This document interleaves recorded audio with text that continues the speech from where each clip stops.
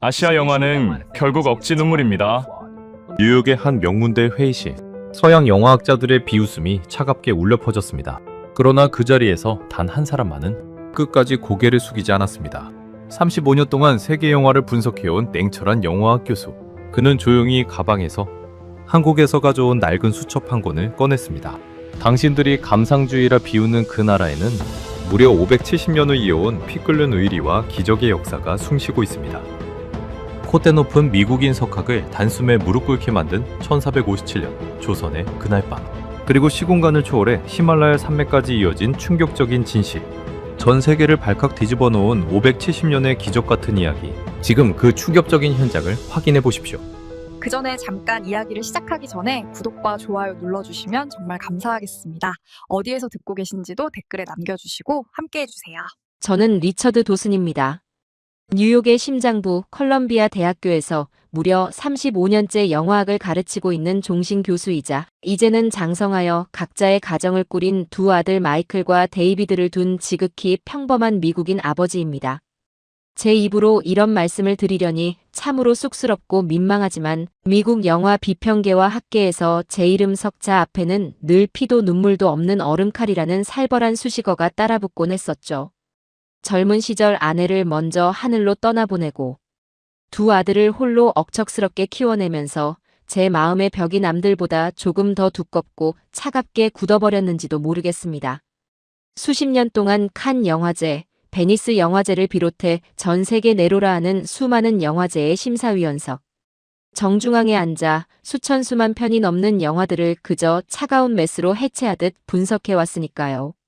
스크린 위에서 아무리 절절한 비극이 펼쳐지고 명배우들이 피 토하는 오열을 쏟아내도 제 머릿속은 아주 기계적이고 냉정하게 돌아가기 바빴습니다. 아, 저 감독이 지금 관객의 동정심을 쥐어짜내려고 조명을 45도 각도로 어둡게 틀었구나. 저기서 깔리는 현악기 배경음악은 너무 노골적이고 자기적이라 오히려 불쾌하네 하면서 말입니다. 직업병이라는 핑계 삼아 제 심장에는 아주 두껍고 단단한 이성의 갑옷을 수십 겹 두르고 살아온 것이죠. 남들이 다 울고불고 난리를 치던 그 유명한 비극 영화나 홀로코스트. 영화를 보면서도 저는 단 한 방울의 눈물도 흘리지 않았으니까요. 제게 영화란 그저 철저하게 계산된 공식이자 자본과 기술이 만들어낸 정교한 속임수일 뿐이었습니다. 그런데 참으로 기가 막힐 노릇이죠. 지금 텍사스주 달라스의 한 낯선 극장 앞에 멍하니 서 있는 제 꼴은 그야말로 형편없는 엉망진창이거든요.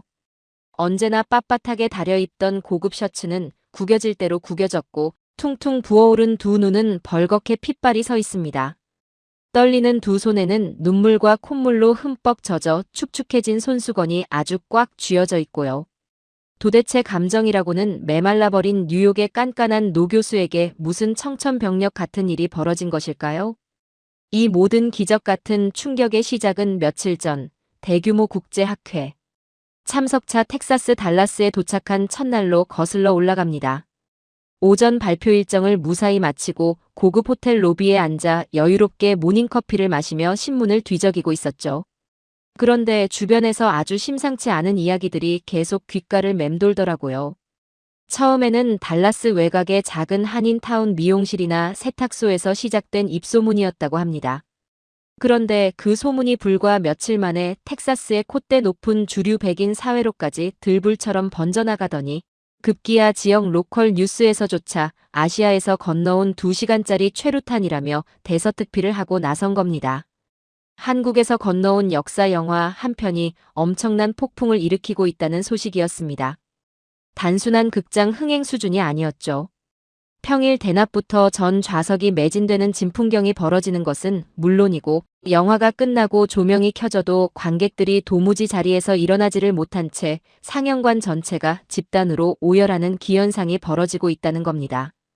심지어 한국의 역사라고는 단 한 줄도 모르는 현지 미국인 관객들조차 영어 자막을 보면서 짐승처럼 통곡을 하며 걸어 나온다는 믿기 힘든 이야기들이 들려왔습니다.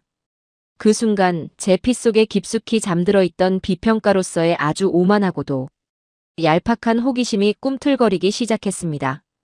대체 어떤 삼류 영화길래 언어와 문화의 거대한 장벽마저 부수고 사람들을 이토록 단체로 홀려놓는단 말인가? 저는 곧바로 마시던 커피를 내려놓고 택시를 잡아타 소문의 진원지인 도심의 대형 상영관으로 향했습니다. 영화의 제목은 왕과 사는 남자. 무려 570년 전 조선이라는 아시아의 낯선 나라에서 벌어진 역사를 다룬 작품이라고 하더라고요. 매표소에 도착하니 직원이 눈을 동그랗게 뜨며 오늘만 벌써 3번째 전석 매진입니다 라고 말하는 겁니다.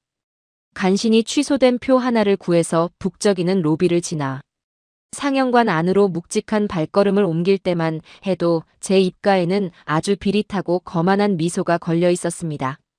어디 한번 내 메스로 철저하게 난도질을 해주마. 아시아 영화 특유의 그 과장된 심파극과 억지스러운 감정파리가 얼마나 교묘하게 사람들의 눈물샘을 자극하는지 내 두 눈으로 아주 샅샅이 까발려주겠어. 저는 이런 오만방자한 마음으로 팔짱을 꽉 낀 채 가장 뒤쪽 좌석에 거만하게 몸을 기대고 앉았습니다. 얼마 지나지 않아 상영관의 불이 꺼지고 거대한 스크린 위로 서늘한 빛이 투사되었습니다. 그리고 정확히 1시간 57분 뒤 제가 무려 35년 동안이나 견고하게 쌓아 올렸던 그 알량한 지식의 상아탑은 그야말로 처참하게 아주 산산조각이 나며 무너져 내리고 말았습니다. 저는 완전히 다른 시공간 1457년 조선이라는 낯선 나라의 차가운 겨울 한가운데로 빨려 들어가 숨을 헐떡이고 있었습니다.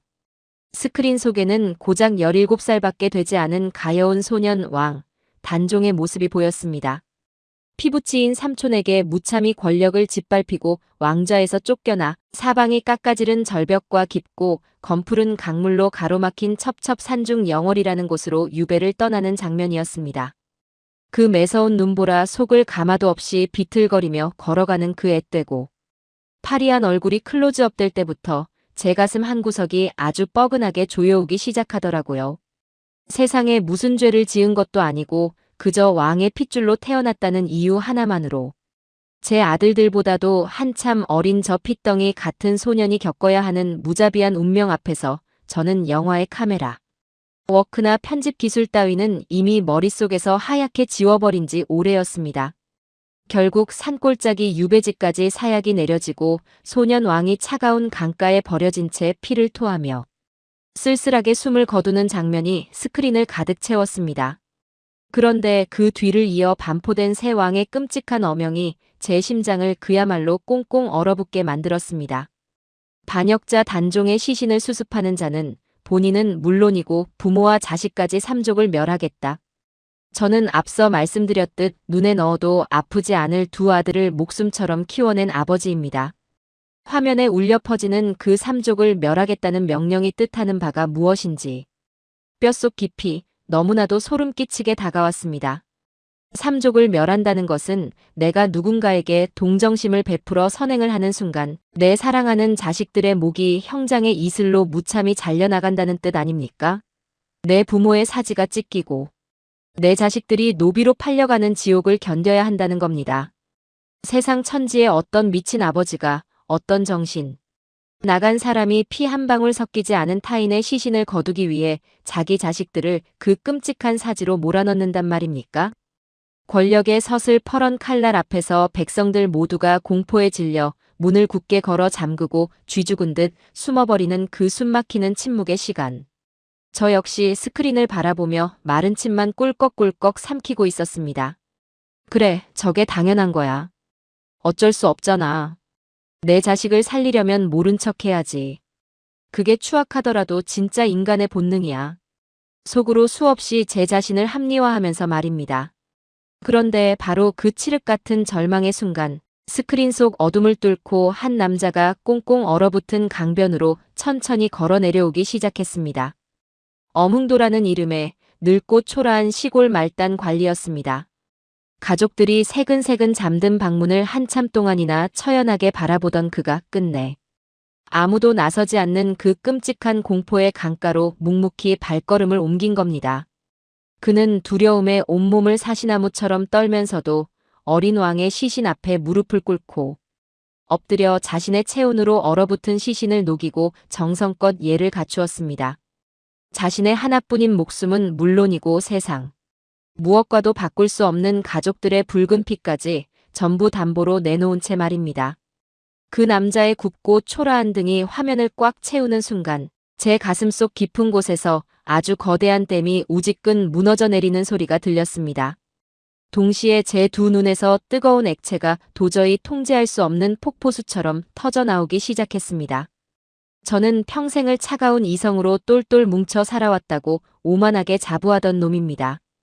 그런데 지금 깐깐하기 그지없는 뉴욕의 늙은 영화학 교수가 이역만리 달라스의 극장 한가운데서 숨도 제대로 쉬지 못하고 끄끄거리며 짐승 같은 울음을 토해내고 있는 겁니다. 셔츠 단추를 뜯어내듯 풀어헤치고 넥타이가 눈물 콧물로 엉망진창이 되는데도 도무지 이 벅차오르는 거대한 슬픔과 경외감을 주체할 길이 없었습니다. 어둠 속에서 흐려진 시야를 간신히 비비며 주변을 둘러보았습니다. 맙소사, 저 혼자만 미친 듯이 울고 있는 게 아니었더라고요. 제 앞자리에 앉아 팝콘을 먹던 백발의 현지 미국인 노부부도 친구들과 낄낄대며 들어왔던 젊은 텍사스 대학생들도 모두가 하나같이 고개를 푹 숙인 채 어깨를 들썩이며 처절하게 오열하고 있었습니다. 570년 전 지구 반대편의 아주 작은 나라에서 벌어진 그 처절하고도 바보 같은 희생이 인종과 국경이라는 보잘것없는 벽을 산산이 부수고 달라스 상영관 전체를 하나의 거대한 눈물바다로 짓누르고 있었던 겁니다. 어떻게 저럴 수 있을까요? 두려움을 모르는 영웅이라서가 아니라 살고 싶어 미칠 만큼 두렵다는 것을 뻔히 알면서도 기어이 인간으로서 지켜야 할 의리를 묵묵히 선택하는 저. 초라한 사내의 뒷모습이 전 세계인의 굳어버린 심장을 벼락처럼 내리치고 있었던 겁니다. 영화의 모든 엔딩 크레딧이 다 올라가고 상영관 조명이 환하게 켜진 뒤에도 저는 극장 좌석에 찰싹 달라붙은 채 단 한 발자국도 움직일 수 없었습니다. 무거운 쇠망치로 머리를 수십 번 얻어맞은 듯한 그 강렬한 먹먹함에 취해 저는 다음날 아침 조조 영화 시간에 눈을 뜨자마자 마치 귀신에 홀린 사람처럼 다시 매표소로 달려가 극장표를 끊고 들어갔습니다. 두 번째 관람이었죠. 놀랍게도 눈물은 첫날보다 훨씬 더 일찍 터져 나왔습니다. 인물들이 내뱉는 숨소리의 미세한 떨림과 깊은 슬픔의 여백이 온전히 보이기 시작하면서 제 가슴이 말 그대로 갈기갈기 찢어지는 고통과 마주해야 했습니다. 그리고 그 다음 날 저는 기어이 심야 영화로 세 번째 티켓을 끊어 같은 좌석에 앉아 있었습니다. 이제는 어뭉도라는 사내가 스크린에 등장하기도 전부터 쏟아지는 눈물 때문에 영어 자막조차 제대로 읽을 수 없을 지경이었습니다. 제 35년 영화 평론 인생을 모두 걸고 맹세하건대 한 영화를 내리 3번 연속으로 보고 3번 모두 짐승처럼 통곡을 하는 이런 기적 같은 일은 단연코 처음 겪어보는 충격이었습니다. 그런데 제 인생을 송두리째 흔들어 놓은 그날 저녁 학회 주최로 열린 성급 호텔 최고급 만찬장에서 아주 치욕스럽고 불쾌하기 짝이 없는 사건이 벌어지고 말았습니다. 평소 저와 학문적 견해로 사사건건 대립각을 세우던 유럽 출신의 평론가 토머스와 아시아 문화라면 덮어놓고 무조건 깔보고 무시하는 오만한 동료 교수 아서가 저를 타깃 삼아 노골적인 조롱을 쏟아내기 시작한 겁니다. 화려한 크리스털 샹들리에 아래서 랍스터 요리를 썰며 값비싼 레드와인을 들이켜던 아서가 아주 비릿하고 밥맛 떨어지는 입꼬리를 올리며 빈정거리더라고요. 오, 이런. 우리의 위대한 비평가 리처드 교수님 아니십니까? 아시아에서 굴러온 그 싸구려 멜로드라마에 푹 빠져서 아직도 허우적대고 계신다면서요? 3번이나 보고 눈물을 쥐어짜 내셨다니 늙음하게 안 어울리게 소녀 같은 감수성이 터지셨나 봅니다. 아시아인들은 이래서 안 됩니다.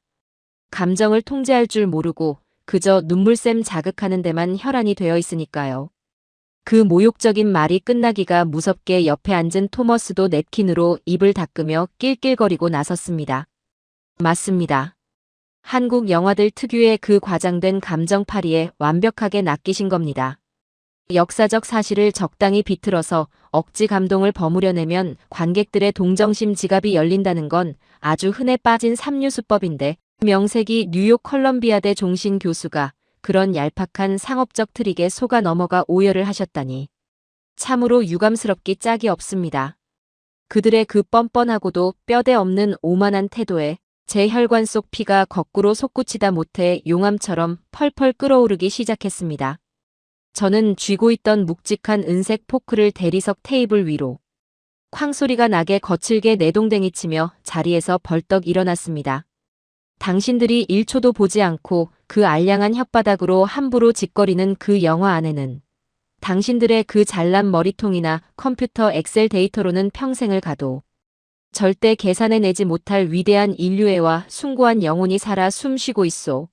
내 새끼들. 목이 줄줄이 날아갈 판에 피 한 방울 안 섞인 죽은 자의 시신을 거두는 일이 고작 과장된 멜로드라마라고. 나라면, 아니 당신들이라면 바지에 오줌을 지리며 쥐새끼처럼 도망쳤을. 그 끔찍한 공포 앞에서 기꺼이 내 목숨을 던져 인간이기를 선택한 한 남자의 위대한 실화란 말이오. 당신들 두 눈으로 그 처절한 기적의 역사를 직접 확인하지 못할 거라면 당장 그 더럽고 썩어빠진 입 다무시오. 제 사자후 같은 일갈에 화려했던 만찬장 안은 순식간에 찬물을 끼얹은 듯 무겁고 서늘한 정적이 내려앉았습니다. 수십 명의 학자들이 숨을 죽이고 저를 쳐다봤죠. 하지만 아서와 토머스는 얼굴이 불그락푸르락해졌으면서도 여전히 저를 감정에 휘둘려 이성을 잃은 딱한 늙은이 취급하며 코웃음을 칠 뿐이었습니다. 그 잘난 서양 지식인들의 밑바닥을 확인한 분노와 참담함을 도저히 이기지 못한 저는 만찬장을 거칠게 뛰쳐나와 텍사스의 서늘한 밤거리를 정처 없이 배회했습니다. 그러다 정신을 차려보니 저도 모르게 또다시 그 극장 간판 앞 로비를 서성이고 있더라고요.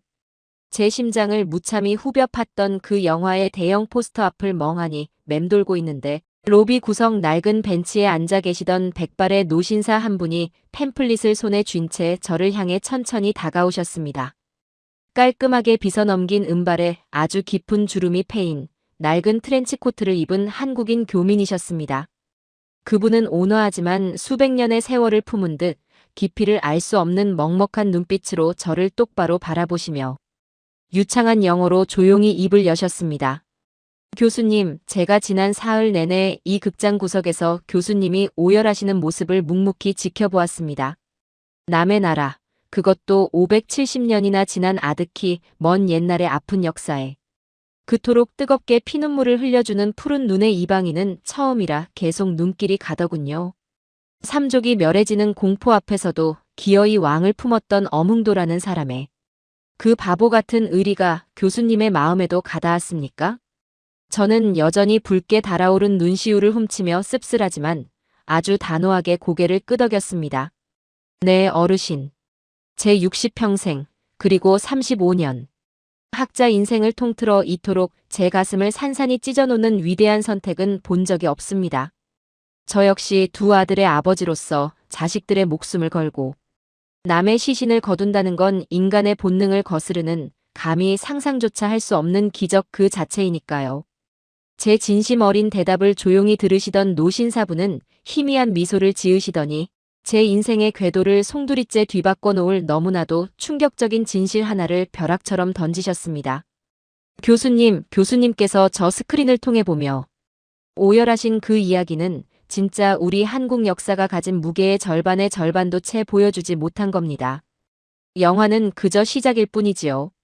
삼족을 멸한다는 어명 앞에서 기꺼이 죽음을 택하고 산산조각 나서 뿔뿔이 흩어졌던 그 늙은 하급 관리의 핏줄이 그 후로 수백 년 동안 어떻게 이어졌는지 혹시 아십니까?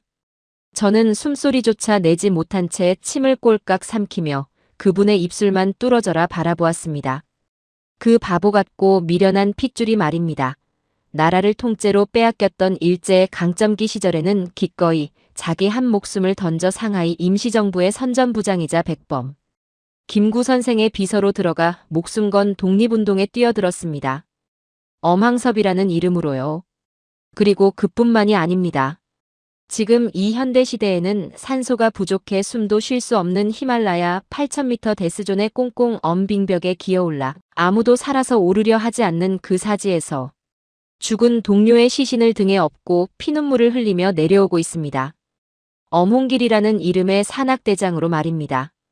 570년 전 두려움 속에서도 기어이 인간의 도리를 다했던 그 숭고한 의리가 단 한 번도, 단 한순간도 끊어지지 않고 대를 이어 대한민국이라는 나라의 맥박 속에 아주 펄펄 끓으며 흐르고 있다는 말입니다.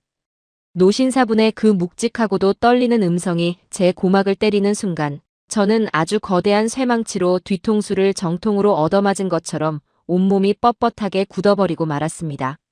소름이 발끝부터 정수리까지 쫙 뻗쳐 올라왔습니다. 영화 속 이야기가 한편의 슬픈 과거 전설로 끝난 것이 아니라 무려 570년이라는 아득한 시간을 관통하여 지금 이 21세기의 핏줄로 고스란히 펄떡이며 이어지고 있다니요. 아서와 토머스가 비아냥거렸던 억지 심판이 삼류 멜론이 하는 단어들이 뇌리를 스치며 형언할 수 없는 분노와 동시에 엄청난 사명감이 화산처럼 폭발했습니다. 이것은 단순한 영화가 아닙니다. 인류 역사상 그 어떤 찬란한 서양 문명에서도 감히 찾아볼 수 없는 한 민족의 위대하고도 경이로운 영혼의 증거였습니다. 내 자식에게 돈이나 권력이 아니라 목숨보다 더 소중한 가치를 타인을 향한 절대, 굽히지 않는 강직한 의리를 피로써 물려준다는 것이 얼마나 숭고하고 위대한 기적인지 저는 온몸의 세포가 전율하며 깨닫고 있었습니다. 이 엄청난 진실을 무려 570년을 면면히 이어온 한국인의 이 피 끓는 심장을 제 두 눈으로 직접 확인해야만 직성이 풀릴 것 같았습니다. 그 오만방자한 서양 지식인들의 콧대를 아주 납작하게 짓밟아버리고 전 세계의 이 위대한 기적의 역사를 완벽한 데이터와 부정할 수 없는 사실로 증명해 보이겠다는 맹렬한 사명감이 제 온몸을 거세게 휘감아 돌았습니다. 저는 그 길로 호텔로 미친 듯이 달려가 트렁크에 짐을 마구잡이로 쑤셔 넣었습니다. 그리고 단 1초의 망설임도 없이 내일 아침 출발 예정이던 편안한 뉴욕행 비행기 표를 갈기갈기 찢어 쓰레기통에 던져버렸습니다. 대신 대한민국 인천공항으로 향하는 14시간짜리 직항 티켓을 끊어버렸죠. 제 가슴 속에서 활활 타오르는 이 거대한 불덩이를 안고 저 콧대 높은 서양인들이 감히 비웃었던 570년 기적의 심장부로 지금 당장 뛰어들어갑니다. 인천국제공항의 자동문이 열리고 매서운 한국의 2월 새벽 공기가 제 뺨을 때렸을 때 저는 비로소 제가 무슨 짓을 저질렀는지 실감할 수 있었습니다. 뉴욕 존 F. 케네디 공항에서 출발해 장장 14시간을 날아오는 비행기 안에서 저는 단 한숨도 자지 못했거든요. 평소 칸이나 베니스 같은 유럽의 화려한 영화제로 향하는 1등석 비행기 안에서는 고급 샴페인을 마시며 여유롭게 수면을 취하던 저였지만 이번 한국행 비행은 완전히 달랐습니다. 제 머릿속은 온통 달라스 극장에서 보았던 그 1457년의 눈보라 치던 끔찍한 밤과 극장, 로비에서 만난 백발 노신사가 던져준 충격적인 핏줄의 비밀로 가득 차서 터져버릴 것만 같았으니까요. 예전 같았으면 시차 적응을 핑계로 최고급 호텔에 틀어박혀 룸서비스나 시켜 먹었겠지만 이번에는 달랐습니다. 저는 서울 도심의 호텔에 대충 짐만 던져놓고는 곧바로 청량리역으로 달려가 강원도 영월로 향하는 기차에 몸을 실었습니다. 오만하고 콧대 높은 제 서양 동료들이 아시아에 싸구려 멜로드라마라며 낄낄대고 비웃었던 그 570년 전의 진실이 과연 어떤 얼굴을 하고 이 땅에 남아있는지 제 두 눈으로 직접 아주 샅샅이 확인해야만 했기 때문입니다. 기차가 서울의 복잡한 회색빛 빌딩 숲을 빠져나가자 차창 밖으로는 제가 미국 뉴욕이나 텍사스의 평원에서는 단 한 번도 본 적 없는 거대하고 시퍼런 산맥들이 끝도 없이 굽이치며 펼쳐지기 시작하더라고요.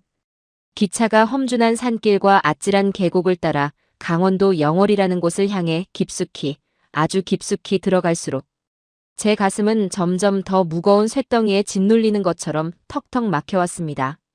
지금이야 제가 이렇게 히터가 빵빵하게 나오는 편안하고 따뜻한 기차 좌석에 앉아 불과 몇 시간 만에 그곳에 닿고 있지만 무려 570년 전 그 매서운 눈보라가 살을 에이던 겨울날에는 어땠을까요? 삼촌에게 모든 권력을 빼앗기고 하루아침에 대역 죄인으로 전락한 고작 17살의 핏덩이 소년 왕 단종은 이 무섭고 험한 산길을 도대체 어떤 마음으로 비틀거리며 걸어갔을까요? 사방을 둘러봐도 도망칠 곳 하나 없는 이 거대한 자연의 감옥 속으로 이리저리 끌려 들어오면서 그 가여운 어린 왕이 느꼈을 끔찍한 절망과 지독한 뼈 시림이 창밖에 서늘한 바람을 타고 제 가슴속까지 고스란히 스며드는 것만 같아 자꾸만 눈시울이 붉어졌습니다. 오전 10시 무렵 마침내 단종의 유배지였던 영월 청령포에 도착했습니다. 택시에서 내려 나루터에 서서 바라본 청령포의 지형은 평생 전 세계 수많은 역사 유적지와 웅장한 자연 경관을 다녀본 제 늙은 눈에도 그야말로 소름이 쫙 끼칠 정도로 잔혹하고 완벽한 천혜의 감옥이었습니다.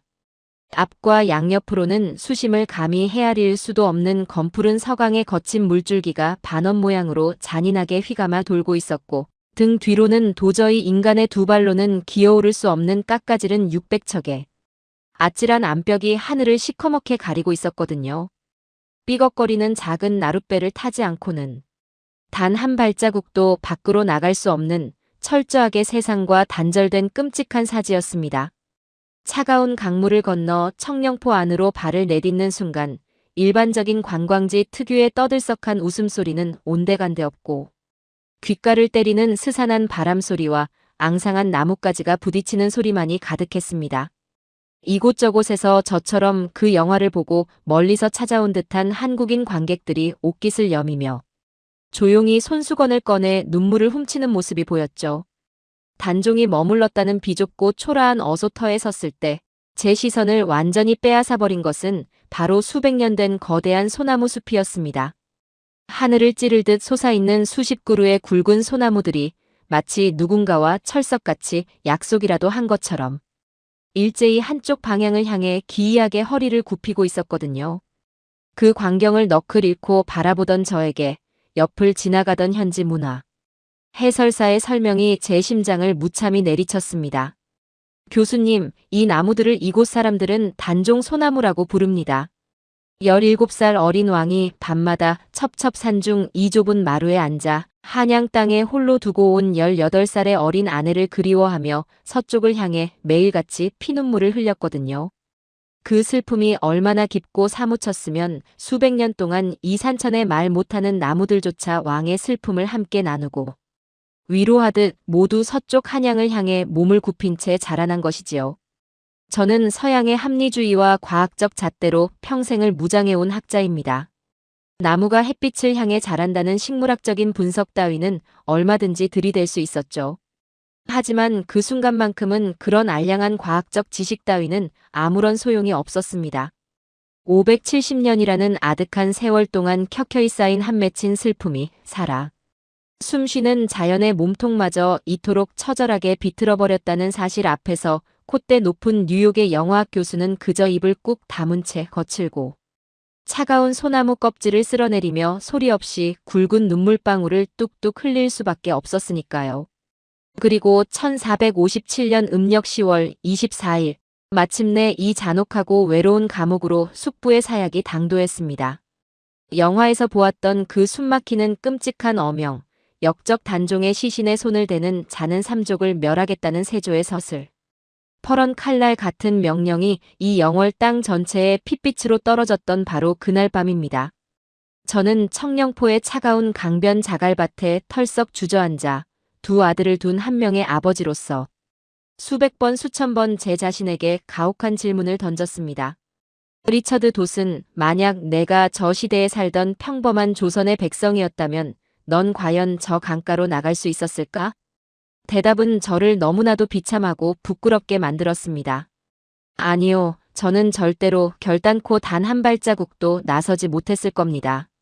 뉴욕 한복판에서 이성적이고 도덕적인 척 넥타이를 매고 고상한 윤리학을 떠들어대던 학자일지라도 말입니다.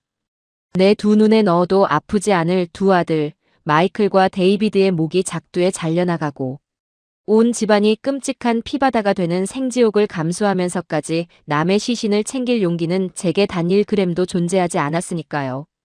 아무리 가여운 왕이라 할지라도 내 핏줄의 목숨과 맞바꾸는 것은 서양 철학이나 개인주의적 가치관으로는 도저히 설명할 수 없는 인간의 생존 본능을 완벽하게 거스르는 미친 짓이자 자살 행위였습니다. 권력의 그 잔혹한 공포 앞에서 문을 굳게 걸어 잠그고 이불을 뒤집어 쓴 채 귀를 막아버린 당시 영월 백성들의 그 숨막히는 침묵은 너무나도 당연하고 인간적인 것이었죠. 하지만 이 영월 땅에는 제가 이성적으로 불가능하다고 오만하게 단정지었던 그 위대한 기적을 기어이 피와 땀으로 증명해낸 한 남자가 있었습니다. 호장이라는 아주 말단 행정직을 맡고 있던 늙고 보잘것없는 시골 관리 어뭉도였습니다. 저는 이 위대한 사내의 진짜 발자취를 학문적으로 철저히 추적하기 위해 한국 역사학계의 최고 권위자인 한국학중앙연구원의 김현진 박사님과 사전에 긴밀히 연락을 취해둔 상태였습니다. 영월 장릉 근처의 아주 낡고 조용한 찻집에서 만난 김 박사님은 제가 달라스 극장에서부터 빽빽하게 메모해온 수첩을 보시곤 아주 깊고 묵직한 한숨을 내쉬며 두꺼운 조선왕조실록의 복사본 기록을 제 눈앞에 펼쳐 보여주셨습니다. 리처드 교수님, 어뭉도가 그 눈보라치던 밤 자신의 세 아들들을 어두운 방 안에 불러 모아놓고 했던 말이 이 실록에 단 한 줄로 명확하게 기록되어 남아 있습니다. 선을 행하다가 화를 입는 것은 달게 받겠다. 두려운 것이야 이루 말할 수 없지만은 의리상 참아. 저 가여운 어린 왕을 차가운 강가에 그냥 버려둘 수가 없구나. 교수님, 그는 몰라서 한 게 아니었어요. 삼족이 멸해진다는 그 끔찍한 공포를 남들보다 10배, 100배는 더 뼈저리고 생생하게 알면서도 오직 인간으로서 지켜야 할 의리 하나 때문에 그 거대한 두려움을 정면으로 뚫고 나간 겁니다. 야밤에 몰래 나무를 베어 관을 짜고 벌벌 떠는 세 아들과 함께 지게에 그 차가운 시신을 짊어진 채 눈이 무릎까지 쌓인 영월의 험산 준령을 짐승처럼 기어올라 남몰래 묻어주었던 것이지요. 김 박사님의 그 떨리는 목소리로 전해 듣는 설명을 듣는 내내 저는 손을 심하게 덜덜 떨며 수첩에 그 실록의 문장을 영어로 빼곡히 번역해 적어 내려갔습니다. 두려움은 있으나 의리상 차마 그를 내버려 둘 수 없다. 맙소사, 이 얼마나 위대하고 소름 끼치도록 고결한 선언입니까? 아서와 토머스, 할리우드에서 수천만 달러짜리 블록버스터나 찍어내며 낄낄대는 그 잘난 서양 동료들이 이 한 문장에 담긴 수백 톤의 피의 무게를 감히 상상이나 할 수 있을까요? 이것은 셰익스피어의 그 어떤 비극보다도 훨씬 더 장엄하고 숨막히는 진짜 인류의 유산이었습니다. 그러나 저를 더욱 경악하게 만든 비극적인 사실은 바로 지금부터였습니다. 어뭉도는 왕의 시신을 남몰래 묻은 직후 언제 들이닥칠지 모르는 삼족을 멸한다는 화를 피하기 위해 남은 가족들을 이끌고 한밤중에 영월을 도망치듯 빠져나갔습니다. 명문가의 후손이었던 그의 가족들은 살기 위해 제각각 경북 문경으로, 군위로, 저 멀리 울산으로 산산조각 흩어져 평생을 숨죽이며 도망자 신세로 살아야 했죠. 세상의 빛을 피하고 자신의 진짜 이름과 신분조차 철저히 숨긴 채 깊은 산골짜기에서 화전민으로 나무껍질을 벗겨 먹으며 연명해야 했던 그 끔찍하고 가혹한 형벌의 시간이 무려 몇 년이나 이어졌는지 아십니까? 단종이 억울하게 죽은 지 무려 240년이 지난 조선 숙종 때에 이르러서야 비로소 왕으로 복위되어 제가 서 있는 이 장릉이 늦게나마 왕릉의 모습을 갖추게 되었습니다. 하지만 정작 목숨을 걸고 왕의 시신을 거두었던 어뭉도의 무덤은 세상 사람들에게 철저히 잊힌 채 경북 군위군의 어느 이름 모를 첩첩산중 야산에 묘비 하나 없이 외롭게 방치되어 있었습니다. 그의 무덤이 학술조사를 통해 세상에 공식적으로 확인되고 국가로부터 충신으로 온전히 인정받은 것이 대체 언제인지 아십니까? 기가 막히고 코가 막히게도 2009년이었습니다. 1457년에 벌어진 일이 2009년에야 역사의 빛을 보게 된 겁니다. 자그마치 552년입니다. 미국이라는 나라가 세워진 지 채 300년도 되지 않았는데 552년 동안 그 후손들은 자신들이 누구의 핏줄인지, 우리 할아버지가 얼마나 훌륭하고 위대한 일을 했는지 세상에 자랑 한마디 꺼내지 못하고 그저 입을 꾹 다문 채 침묵했습니다. 첩첩산중에서 찢어지는 가난과 굶주림과 싸우면서도 오직 피눈물로 그 초라한 무덤을 지켜왔던 겁니다. 서양의 역사나 개인주의적 사고방식이었다면 5년은커녕 50년도 버티지 못하고 모두가 권력의 빌부터 배신하거나 포기했을 그 아득한 침묵의 시간들을 이 한국이라는 나라의 백성들은 그저 바보처럼 정말 미련할 정도로 우직하게 핏줄을 이어가며 기어이 버텨낸 것입니다. 충격은 여기서 끝나는 것이 아니었죠. 영월에서 장릉의 소박한 봉분을 어루만지고 서울로 돌아오는 고속버스 안에서 김 박사님이 조심스럽게 들려주신 또 다른 여인의 이야기가 제 너덜너덜해진 심장을 아예 산산조각 내버렸거든요. 바로 단종의 어린 아내 정순왕후 송씨의 참혹한 삶이었습니다. 남편이 영월로 끌려가고 18살이라는 그 꽃다운 나이에 하루아침에 가장 높은 왕비의 자리에서 천민과 다름없는 신분으로 차가운 길바닥에 내동댕이 쳐진 가여운 여인. 왕자를 빼앗은 세조가 그녀의 비참한 꼴을 동정해 집과 식량을 내리며 회유하려 했지만 그녀는 남편을 죽인 원수의 권력이 내미는 그 알량한 동정을 뼈저리게 거부했습니다. 동대문 박자주동샘이라는 작은 우물가의 집단으로 초라한 움막을 짓고 평생 차가운 물에 손을 담가 옷감에 보라색 물을 들이는 험한 염색일을 하며 근근히 입에 풀칠을 했습니다. 가장 소름이 돋고 제 가슴을 먹먹하게 만든 것은 그녀가 남편 단종을 잃고 난 뒤 무려 64년이라는 기나긴 세월을 홀로 살아냈다는 사실입니다. 그녀는 눈이 오나 비가 오나 뼛속까지 시린 겨울이 오나 단 하루도 거르지 않고 매일 아침 동네 뒷산의 험한 봉우리에 올랐습니다. 남편이 묻혀있는 영월이 있는 동쪽 하늘을 향해 차가운 바닥에 엎드려 통곡하며 명복을 빌었죠. 그 산봉우리의 이름이 동쪽을 바라본다는 뜻의 동망봉이 되었다고 합니다. 여러분, 64년입니다. 한 여인이 18살에 사랑하는 남편을 잃고 82살의 백발 노인으로 눈을 감을 때까지 자그마치 64년 동안 단 하루도 빠짐없이 차가운 산꼭대기에 올라 동쪽을 향해 피를 토하듯 울부짖었다는 겁니다. 그녀는 부패한 권력에 맞서 창칼을 든 것도 아니요. 세상을 향해 대자보를 붙이며 핏대를 세운 것도 아니었습니다. 그저 묵묵히 아주 처절하고 질기게 살아남아 나는 늙어 죽을지언정 절대 당신들의 그 더러운 피 묻은 권력에 무릎 꿇지 않겠다는 것을 그 64년이라는 긴 세월의 무언의 버팀으로 세상에 증명해 보인 것이죠. 싸우지 않되 결코 지지 않는 삶, 부러질지언정 휘어지지 않는 그 꼿꼿함. 그것이 570년 전 조선의 여인이 보여준 가장 위대하고도 무서운 복수이자 의리였습니다. 다시 서울로 돌아와 늦은 밤 호텔 침대에 지친 몸을 던졌을 때 제 머릿속은 온통 수백 년의 시간을 관통하는 한국인들의 그 지독하고도 숭고한 의리와 핏줄의 냄새로 가득 차 당장이라도 폭발할 것만 같았습니다. 552년을 숨죽여 지켜온 어흥도 가문의 그 억센 핏줄, 그리고 64년을 산봉우리에 올라 통곡했던 정순왕후의 그 깊은 한. 이것은 제가 지금까지 수십 년간 끄적여왔던 그 어떤 얄팍한 영화적 상상력이나 서양의 영웅주의로는 도저히 해석할 수도 담아낼 수도 없는 인류 영혼의 가장 깊은 곳을 관통하는 거대한 기적의 서사였습니다. 그리고 바로 이 벅차오르는 순간 달라스 극장 앞 낡은 벤치에서 만났던 백발 노신사의 묵직한 마지막 한마디가 다시금 제 귓가에 환청처럼 맴돌며 제 심장을 미친 듯이 두드리기 시작했습니다.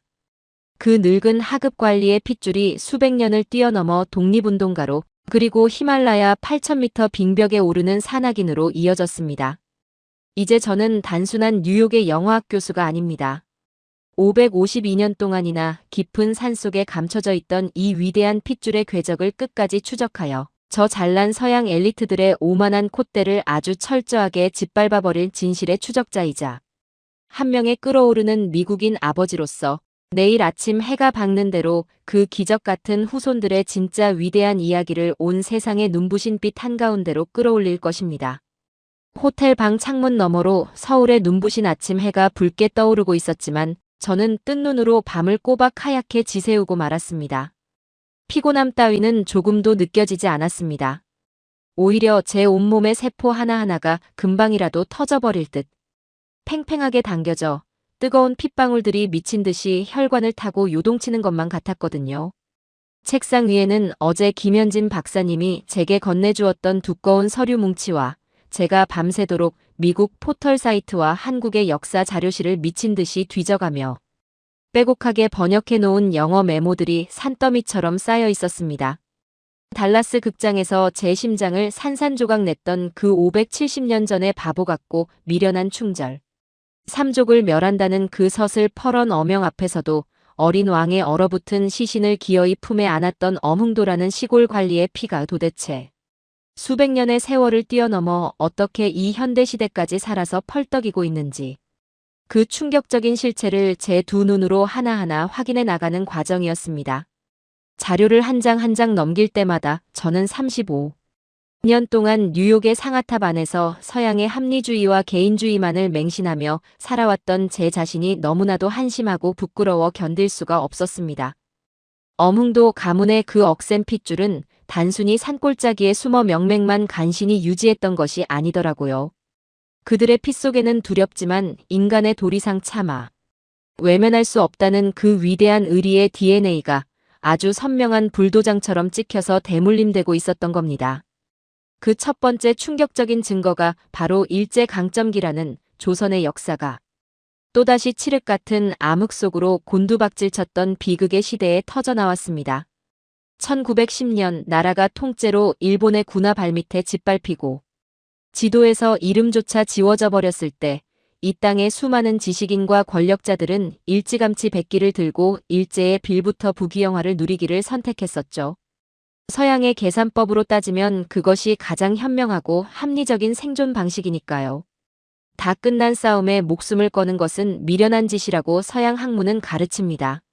하지만 어흥도의 핏줄을 고스란히 물려받은 한 청년의 선택은 서양의 그 잘난 계산법을 아주 철저하게 비웃고 있었습니다. 1898년에 태어난 엄항섭이라는 이름의 청년이 바로 그 주인공이었습니다. 그는 3.1 운동이 전국을 피로 물들였던 이듬해인 1919년 고작 21살이라는 어린 나이에 편안한 삶을 모두 내팽개치고 살얼음판 같은 압록강을 건넜습니다. 그리고 험난한 중국 대륙을 가로질러 상하이 임시정부의 낡은 문을 두드렸죠. 그곳에서 그는 대한민국의 완전한 독립을 위해 자신의 모든 인생을 불태우기 시작했습니다. 백범 김구 선생의 가장 곁에서 그림자처럼 보좌하는 비서이자 임시정부의 목소리를 전 세계에 알리는 선전부장이라는 막중한 책임을 짊어진 것이었죠. 저는 밤무드 스탠드 불빛 아래서 엄항섭이라는 인물이 걸어온 궤적을 짚어가며 도무지 믿을 수 없는 소름에 양팔을 감싸 안아야만 했습니다. 임시정부 선전부장이라는 자리가 어떤 자리입니까? 언제 일본 제국주의의 암살단이 들이닥쳐 총알이 심장에 박힐지 모르는 그 끔찍한 사지의 한가운데서 전 세계를 향해 우리는 아직 죽지 않았다. 대한민국은 결코 조국을 포기하지 않았다. 라고 피를 토하듯 외치는 자리 아닙니까? 일본 제국이라는 거대한 골리앗을 향해 맨몸으로 계란을 던지듯 끊임없이 글을 쓰고 방송을 하며 외교전에 뛰어들었던 겁니다. 독립운동을 하느라 사랑하는 가족들과는 생이별을 해야 했고 아내는 타국 땅에서 삭바느질로 근근히 입에 풀칠하며 피눈물을 삼켜야 했습니다. 저는 이 대목에서 숨을 헉헉거리며 자료를 꽉 움켜쥐었습니다. 570년 전 영월의 차가운 강가와 1920년대 상하이의 어두운 뒷골목이 제 머릿속에서 완벽하게 하나로 겹쳐지는 기적을 경험하고 있었기 때문입니다. 모든 권력을 잃고 싸늘한 시신이 된 17살의 단종과 지도에서 사라진 채 처참하게 짓밟힌 조국 대한민국.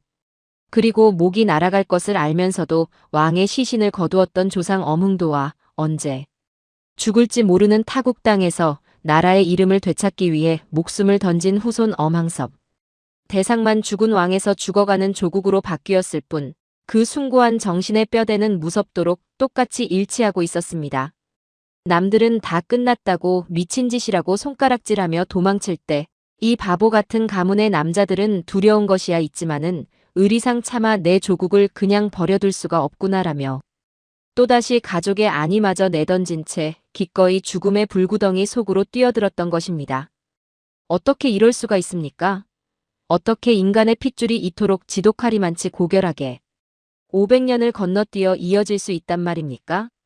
하지만 김현진 박사님이 제게 건네주었던 가장 거대하고도 파괴적인 충격파는 아직 시작조차 하지 않았더라고요.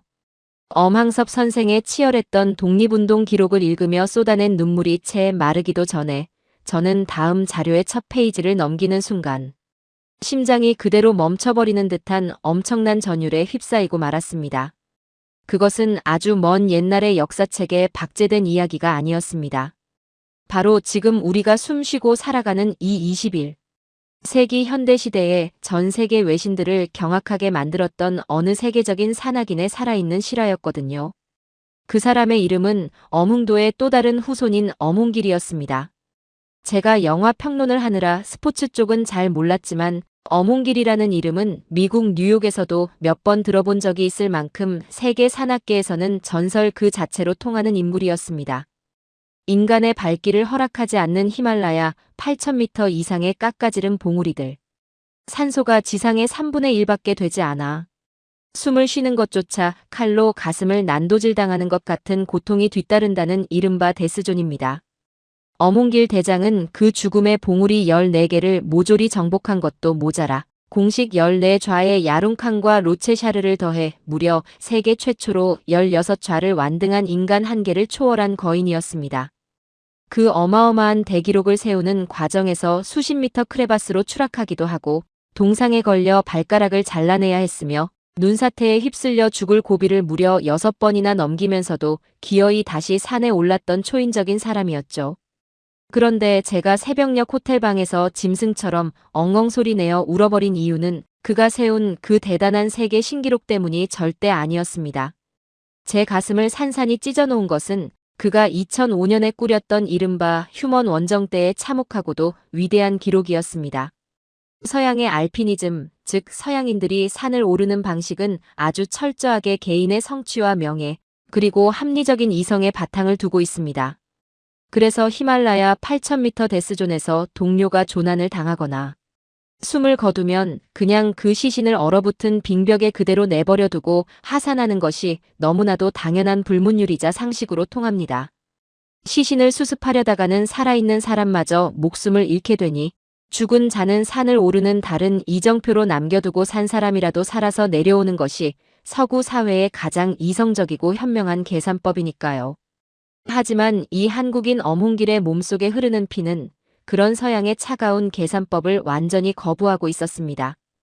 그에게는 히말라야 정상을 정복하는 과정에서 목숨을 잃고 꽁꽁 언 얼음산에 방치된 아끼던 후배들의 시신이 있었습니다. 가족들은 시신조차 보지 못한 채 평생을 지옥 같은 슬픔 속에서 기다리고 있었죠. 그때 엄홍길 대장이 내린 결단은 전 세계 산악계를 발칵 뒤집어 놓았습니다. 그는 세계 신기록이라는 거대한 명예와 화려한 스포트라이트를 모두 뒤로 한 채 오로지 죽은 동료의 시신을 집으로 데려오겠다는 그 미련하고 바보 같은 목적 하나만을 위해 산악 대원들을 모았습니다. 그리고는 살아있는 사람도 오르기 힘든 그 8,700m의 지옥 같은 에베레스트 데스존을 향해 목숨을 담보로 한 구출 작전에 뛰어든 것입니다. 자료 속에서 확인한 그날의 현장 사진과 인터뷰 기록은 마치 제 심장에 예리한 비수를 수십 번 꽂아 넣는 것 같았습니다. 영하 40도의 살인적인 눈보라가 몰아치는 깎아지른 수직의 빙벽 위. 엄홍길 대장은 1년 넘게 얼음 속에 파묻혀 돌덩이처럼 꽁꽁 얼어붙어 있는 후배의 시신을 발견했습니다. 그리고는 제 몸 하나 가누기도 힘든 그 산소가 희박한 절벽에 매달려 무려 3시간이 넘도록 피눈물을 쏟아내며 피켈로 그 단단한 얼음을 깨부수기 시작했습니다. 시신이 조금이라도 상할까봐 장갑도 제대로 끼지 않은 채 맨손으로 얼음을 파내며 통곡을 했다고 합니다. 몸무게가 100kg이 넘게 꽁꽁 얼어버린 후배의 시신을 밧줄로 칭칭 감아 자신의 등에 업고 한 걸음 한 걸음 그 지옥 같은 절벽을 기어 내려오는 그 처절한 사투. 살이 터지고 뼈가 부서지는 고통 속에서도 내 동생, 내가 기어이 따뜻한 고향 땅으로 데려가 말하며 절규했던 그 남자의 뒷모습. 저는 책상 위로 와르르 무너지며 엎드려 통곡하고 말았습니다. 이것이 우연일 리가 없었습니다. 570년 전 차가운 영월의 겨울 강가에서 삼쪽을 멸한다는 두려움을 떨치고 어린 왕의 얼어붙은 시신을 지게에 짊어졌던 엄흥도의 그 구분 등 그리고 2005년 숨만 쉬어도 죽음이 엄습하는 에베레스트의 수직 빙벽에서 세계적인 명예 대신 죽은 동료의 얼어붙은 시신을 등에 업고 기어 내려오던 어문길의 그 처절한 등. 시간과 장소는 1457년 조선의 강가에서 2005년 히말라야의 만년설로 바뀌었고 이름은 어문도에서 어문길로 바뀌었을 뿐 그 두 남자의 등 뒤에 새겨진 본질은 머리카락. 한 올 틀리지 않고 무섭도록 똑같았던 것입니다. 살아서는 아무런 이득도 없는 일, 아니 오히려 내 목숨을 잃을 것이 뻔한 그 죽음의 공포 앞에서도 인간으로서 지켜야 할 의리 앞에서는 결코 등을 돌리지 않는다. 차마 그냥 내버려 둘 수가 없기 때문이다. 이것이었습니다. 서양인들이 그토록 찾아 헤매던 인간을 짐승과 구분짓는 가장 숭고한 영혼의 증거가 바로 이